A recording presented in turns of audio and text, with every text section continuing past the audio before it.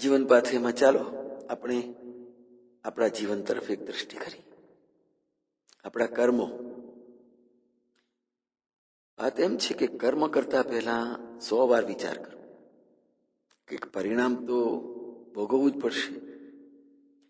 જે ખોટા કર્મ કરે છે એને બીક રહેવાની છે. ભલે આપણને વાસ્તવિક દુનિયામાં લાગતું હોય કે આટલા કુકર્મ કરનાર આટલો ધનાઢ્ય, અને એ પણ સંપૂર્ણતયા નિશ્ચિંત. આ કેવું? જે વિદ્યાર્થી ભણવામાં ઠોઠ છે, તોફાની છે, લેસન કરતો જ નથી, નિશાળે જવું ગમતું જ નથી, એને જ માસ્તરના મારની બીક લાગે.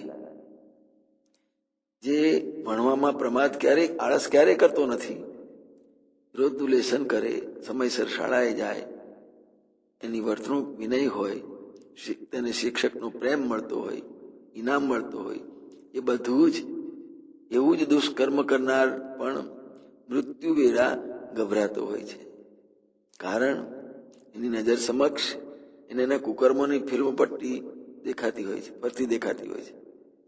કર્મભૂમિ રૂપ નિશાળની ફરતે મોટો કિલ્લો છે, એટલે કર્મફળ ભોગવ્યા વિના કોઈ છટકી શકે નહીં. જેમ નિયમિત અભ્યાસ કરનાર વિદ્યાર્થી પરીક્ષાથી ગભરાતો બીતો નથી, તેમ સત્કર્મી મનુષ્ય પણ યમના તેડા આવે તો પણ બીતો નથી. કરેલું કર્મ એ ધનુષમાંથી છૂટેલા બાણ જેવું છે. જ્યાં સુધી છૂટ્યું નથી ત્યાં સુધી બધી વાત તમારા હાથમાં છે, પણ બાણ છૂટ્યા પછી પરિણામ બદલી શકાતું નથી, અને એ વાત પણ તમારા હાથમાં રહેતી નથી. તમારાથી છટકી ગઈ એ વાત, એના પરિણામની રાહ જ જોવી પડે. જીવના સુખ દુઃખનું કારણ આ કર્મ છે.